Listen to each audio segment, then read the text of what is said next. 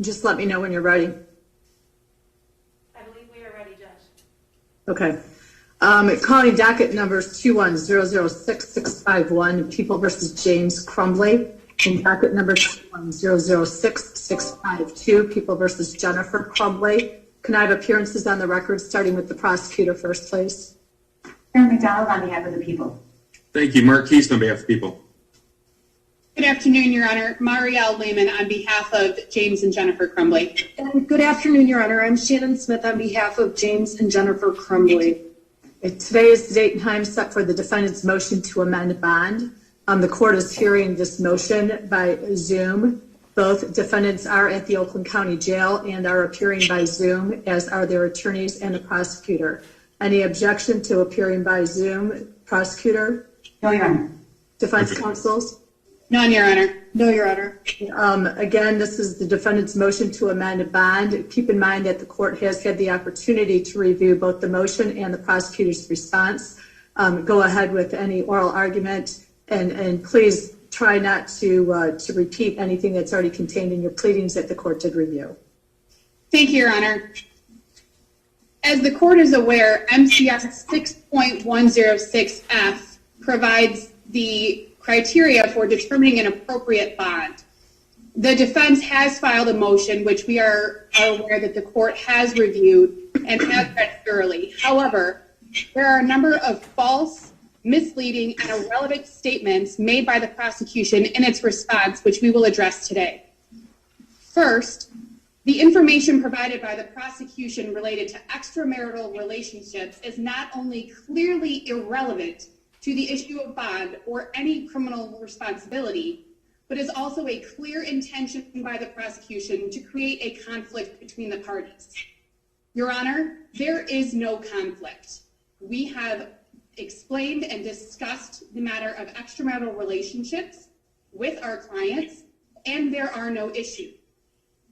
Finally, any evidence or information obtained about extramarital relationships and subsequently used in the prosecution's response runs afoul of the Michigan Supreme Court's holding in People versus Hughes, which is 506 Mich 512. In that case, which is an appeal from an Oakland County jury trial, the Michigan Supreme Court held that any evidence of other crimes discovered during the execution of a search warrant falls outside the scope of the search warrant, and use of that information is effectively a warrantless search and violates the defendant's Fourth Amendment rights. Secondly, Your Honor, in Ethan's journal, which was provided in discovery, he explicitly states, and I quote, that he has to find where his dad hid the firearm. This statement, in Ethan Crumbley's own words, is contrary to the false and misleading assertions that have been made by the prosecution in this case. The assertions that the firearm was freely accessible to Ethan Crumbley. Further, Your Honor, the prosecution cites People versus Head 323 Mich at 526 and People versus Bryson, which is an unpublished opinion from the Michigan Court of Appeals, as support for their position that they have a strong case against our clients. Both cases, Your Honor, are completely distinguishable from the matter pending before this court. In fact, both cases involve firearms that were stored loaded with ammunition and in a location known to the juvenile. Your Honor, finally, the prosecution references an incident involving torturing animals and Ethan Crumbley keeping a bird head. His parents were completely unaware that Ethan had engaged in any sort of torturous behavior. They had no knowledge of an incident involving a bird head. In fact, again, Your Honor, in Ethan's journal, which was provided in discovery, he makes clear that any such conduct was carried out in the manner in which his parents would not be aware. Your Honor, we filed our motion after we'd received discovery because there had been a change in circumstances. As we noted in our motion, the prosecution has changed its position, and some of Ms. McDonald's statements have been changed in her media interviews as to the existence of discovery or the existence of statements or the existence of facts in this case. Your Honor, the bond is currently set at $500,000 cash or surety, no 10%. Based on the new information that was provided in discovery, that is a that is in the possession of the prosecution and also in our possession, we're asking that the court reconsider bond and reduce the bond to $100,000 cash or surety. We do agree, Your Honor, and would consent to the use of a GPS tether as the court has previously ordered.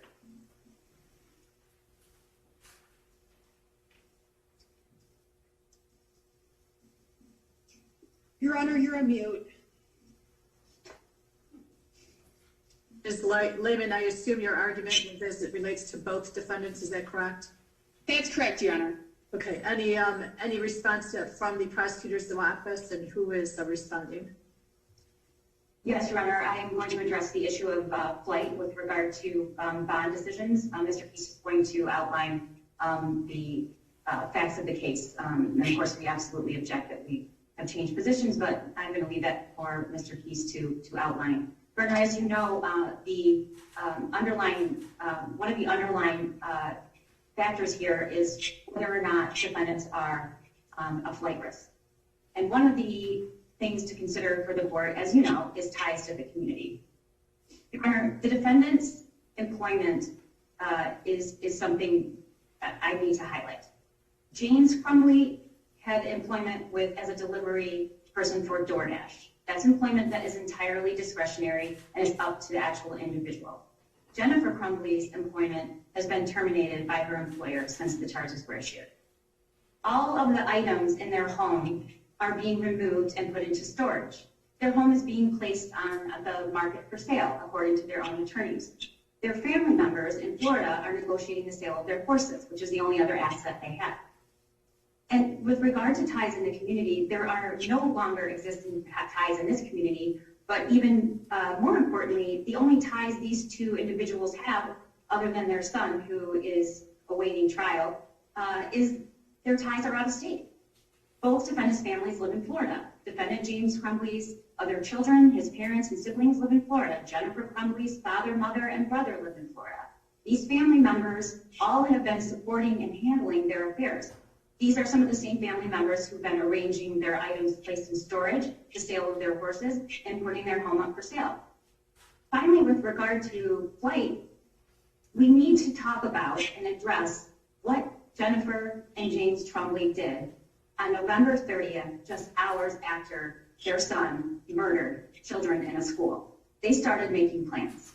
On November 30th at 4:42, defendant Jennifer Crumbley texted a contact she needed to sell her horse's staff. Upon information and belief in charges against their bank accounts, they drove to Lapeer and stayed the night in a hotel. At some point on this date, they also purchased a total of 4 cell phones, 2 of which were duplicate numbers, which were provided to law enforcement, and 2 additional ones were numbers that they did not provide to law enforcement. At an unknown time on that day, additionally, they drained their son's bank account, transferring $3,000 into their own account, leaving him with a balance of 99 cents. On December 1st, at around 9 a.m., they checked into a local hotel in Oakland County within miles from your court, Your Honor. At 11:23, more contacts were discussed about the sale of the horses for $5,000. On December 2nd, at 9 a.m., a withdrawal of $2,000 was made from their bank account.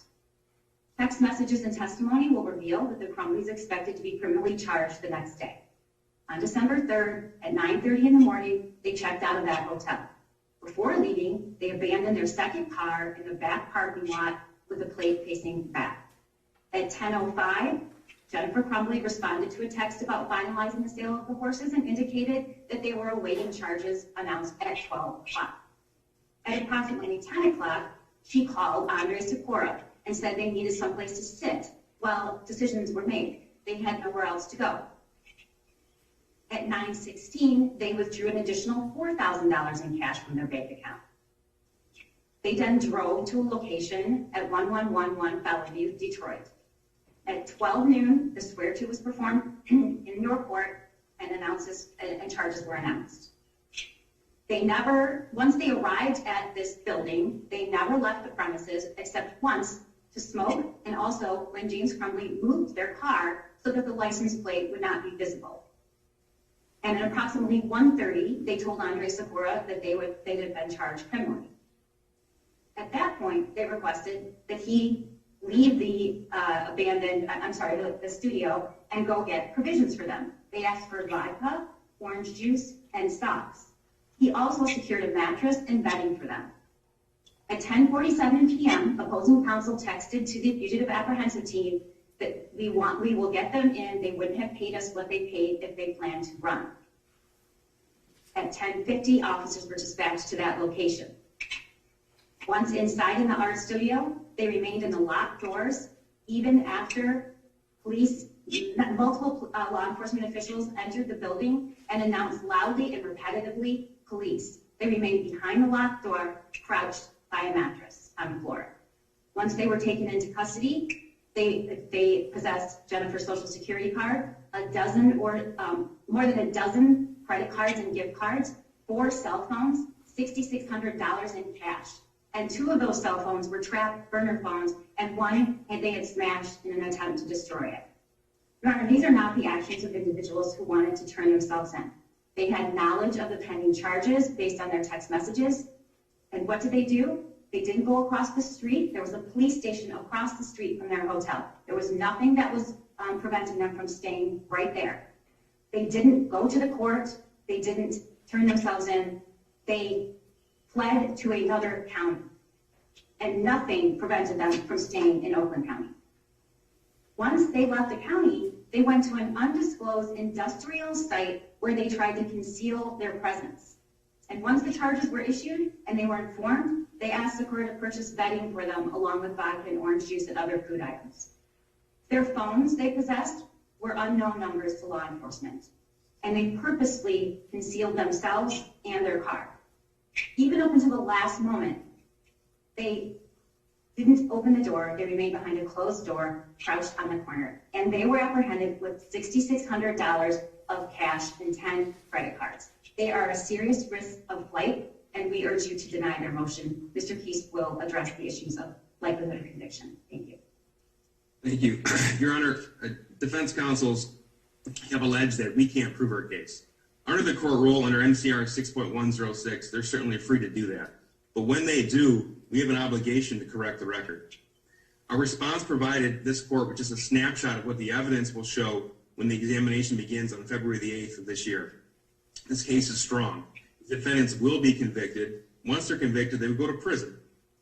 They're charged each with 4 counts of involuntary manslaughter. It's important to remember that these counts of involuntary manslaughter are based upon alternative theories. They are not mutually exclusive. They committed these crimes by being grossly negligent in the storage of that firearm or by breaching their duty as parents. The evidence admitted will prove both of these theories. The evidence will show that Ethan Crumbley was gravely troubled. He was fascinated with firearms. He was violent. He displayed terrifying tendencies and behaviors, and he literally sketched out what he had planned to do in his journal and his drawings. Even a cursory review of the forensic examination the cell phone seized showed that the negligence on the part of these defendants and their failure to perform the duties of their parents far precedes November the 30th. The evidence will show that as far back as March of 2021, Ethan Crumbley would text his mother, Jennifer, on more than one occasion, and always when he was home alone, that he thought there was a demon, a ghost, or someone else inside the home. These weren't one-time messages. He would repeatedly text what he was perceiving to his mother, who sometimes would not respond for hours. The evidence recovered from Ethan Crumbley's phone shows that in May of 2021, he was torturing and killing animals. He did this at the family home. He filmed himself doing it. That film was on his phone. Not only did he film those actions, but he kept the severed head from a bird that he had tortured and mutilated in a jar in his room for 6 months. The evidence recovered thus far shows that Ethan Crumbley was creating Molotov cocktails at the family residence as well. That phone extraction also revealed that he searched school shootings and firearms so often on his phone that he received spam advertisements regarding his mental well-being and firearms. We have found that Ethan Crumbley was also fascinated with guns and Nazi propaganda. He purchased a Nazi coin from Amazon and kept it in plain view in his bedroom. A notebook recovered from the family home was recovered. It appeared to have been shared by all members of the household as it depicted Nazi symbols on one page and a grocery list on the other. He would regularly ask his parents when he could go shoeing shooting, and he bragged about how he'd been asking for a 9mm handgun. A second notebook found, not hidden, but in plain view in the family home, depicted pictures of firearms on literally every page. So at this point, Judge, the evidence shows a 15-year-old who has repeatedly informed his parent that he was hallucinating. The same 15-year-old continuously demonstrated tendencies that were worrisome, all able to be found by his parents. He demonstrated one real passion in life, and that was firearms. His parents obviously know what had been directly told to them, but they did not intervene. They did not schedule therapy, did not investigate what might be in his room on his phone or his browser history. They didn't even keep their other weapons secured. And we know that because there was a video recovered from Ethan Crumbley's phone from August of 2021 with him holding James Crumbley's .22 caliber Kel-Tec pistol in one hand, bullets in the magazine around in the chamber. He sent messages to a friend, "It's time to shoot up the school, JK, JK, JK. That was in August of 2021. The evidence will also show at the exam that Ethan Crumbley's one real friend, the one he sent that video to in August, left the state in late October. His parents knew that. They acknowledged the effect that it had on their son. And again, they failed to provide any type of intervention. Instead, they bought him what he desperately wanted, a 9mm Sig Sauer handgun. They bought that for him on November the 26th of 2021. Now, we know they bought it for him because we have the video from Acme Firearms that shows Ethan Crumbley standing next to James Crumbley. Then we also know that Ethan Crumbley posted a picture of him holding that firearm that same day, talking about his new firearm. He went shooting with his mother, Jennifer Crumbley, at another shooting range on November the 27th. She posted on her social media page about her shooting the firearm and about his new Christmas present. We know that Ethan Crumbley posted pictures of that firearm on YouTube. We know that he bragged about it to a friend. We have the video from the shooting range on November the 27th that clearly shows Ethan Crumbley was the one who knew how to manipulate and operate that firearm, and he showed Jennifer Crumbley how to do so. That evidence will be admitted at the examination. Even after they bought the gun, they could have secured it, but they failed to do so. They gave inconsistent statements about how the gun was secured. There were no statements made by either defendant that was actually locked up. All this was happening while Ethan Crumbley is planning to commit a mass murder. He wrote pages and pages about what he was going to do in his journal. He filmed a video of himself talking about what he was going to do. He shot that video at the family home. He stopped doing schoolwork and was surprised when his parents didn't seem to notice or care. And then we get to November the 29th, the day before the shooting. On that day, Ethan Crumbley is caught by his teacher looking up ammunition. Other students see him with shell casings and live rounds as well. His teacher immediately notified the appropriate parties within the school, who in turn met with Ethan, and they left a message for Jennifer Crumbley. She didn't answer the phone call, and she didn't respond to the voicemail that was left. Instead, she texted Ethan Crumbley asking about what had happened. She asked him if he had shown them a picture of his gun, and she also said, "Next time, don't get caught."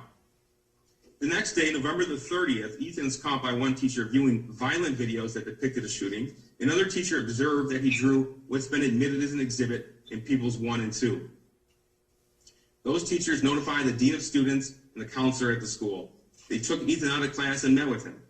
After reviewing the words written on the worksheet, those individuals formed the belief that Ethan was displaying suicidal ideation, and a risk assessment for suicide was performed. A decision was quickly made to notify Ethan's parents, these defendants, and to have an immediate meeting with both of them. When Jennifer Crumbley was called to the school, she first asked if they could call her husband instead. When she was informed that they tried to call her husband, but when he picked up, they only heard dead air, she then responded, "Well, I'll see if he can come to the school." Eventually, they both arrived together at the school. They're given the opportunity to view the worksheet that Ethan Crumbley drew, what's been admitted as Exhibit 1 and 2, and they're told that immediate therapy is needed. Immediate as in that day. They resisted, instead asserting that they couldn't possibly take him out of school because of work. We have since learned that Jennifer Crumbley's employer would have gladly given her the day off, and she did not have any meeting scheduled until later in the day. As you have heard Prosecutor McDonald state, Judge, we also learned that James Crumbley was a DoorDash driver, giving him ample opportunity, to bring Ethan Crumbley with him. When they were given the drawing, neither one of them bothered to mention that the gun drawn by Ethan bore a striking resemblance to the gun they bought for him 4 days before. They never bothered to mention they didn't keep that gun in a gun safe, locked and secured. They also never bothered to mention that Ethan had displayed any of the troubling behavior that I had outlined. Instead, they said they couldn't take him home, and Jennifer's words to end the meeting were, "Are we done here?" This caused the counselor so much concern that he gave them a 48-hour deadline to call therapy, or to begin therapy, or he would call CPS. And that is the evidence that will be admitted when those witnesses testify at the preliminary examination. Judge, the timing is important as well. The defendants left the school at roughly 10:55 a.m. The shooting didn't begin until 12:51 p.m. The Crumbleys lived just down the road from Oxford High School.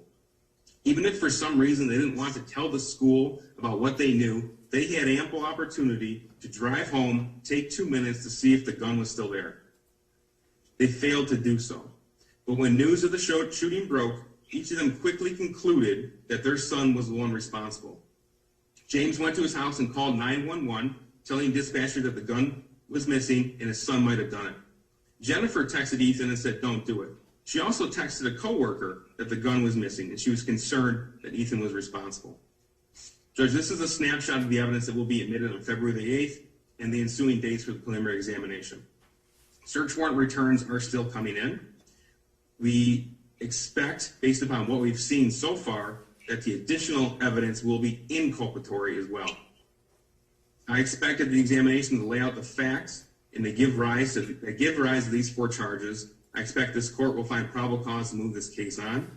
At this juncture, I don't believe there is any reason why this court should amend the bond that was previously set. This court will have every opportunity to evaluate the facts and the evidence when presented at the appropriate time. I ask that these defendants' motion denied, Judge. Thank you.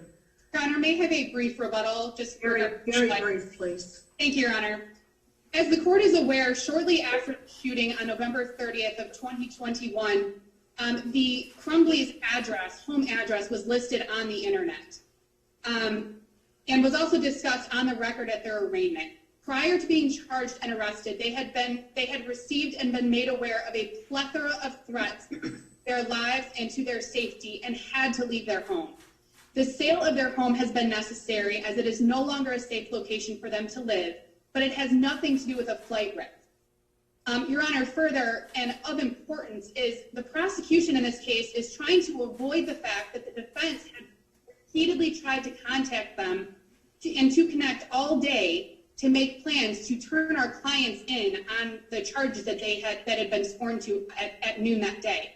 So, Your Honor, they were not trying to flee, Your Honor. They are not a flight risk. They were not a flight risk, and we're asking that the court grant our motion to reduce the bond. Thank you. All right, we are here today for purposes of the defendant's motion to reduce bond. The court has had the opportunity to review the pleadings that were submitted by both parties, along with listening to oral argument today. I want to point out that the court rule that applies to this case is MCR 6.106.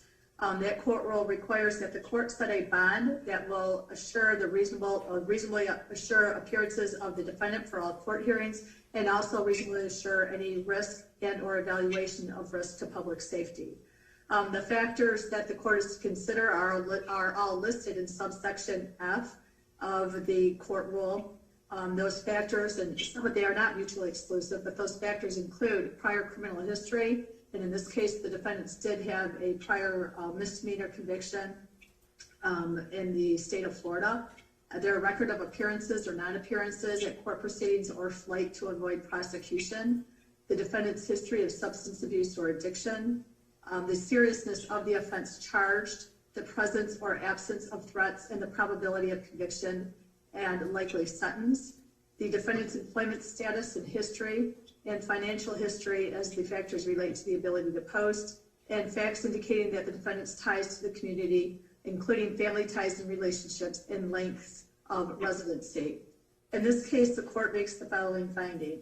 that the defendants in this case have ties to the state of Florida. In fact, they did reside in the state of Florida, and as the prosecutor indicated, they still have family in the state of Florida.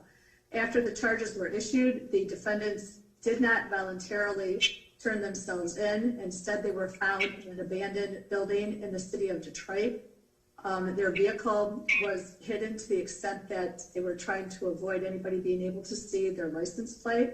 They withdrew a substantial amount of money from bank accounts, and they were not answering attorneys' calls.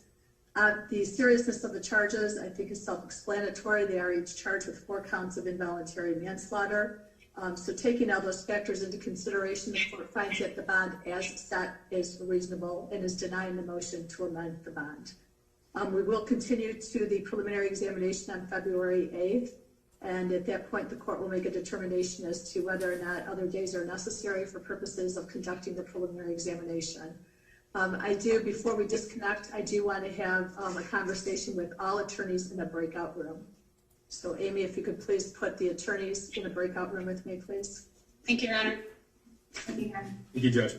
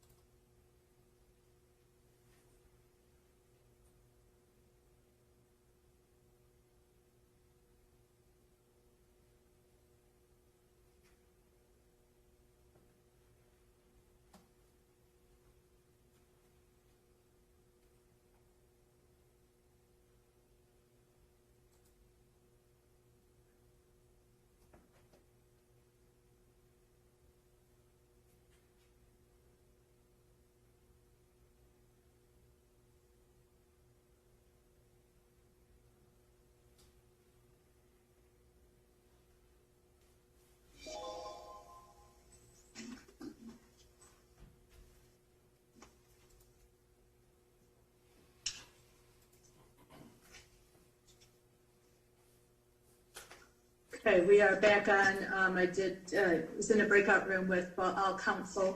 And at this point in time, we are going to proceed to the preliminary examination on February 8th. Any future dates that need to be scheduled will be addressed on that date and time. Additionally, after discussions with both counsel, or all counsel, I should say, the court will be expecting an amended order from the attorneys relative to the protective order in accordance with our conversations. Okay, any questions on behalf of the prosecutor? No, Your Honor. Any questions on behalf of defense counsel? No, Your Honor. No, thank you, Judge. All right, you're all set. Thank you. Have a good day. Thank you, Your Honor. Thank you, Your Honor. Thank you.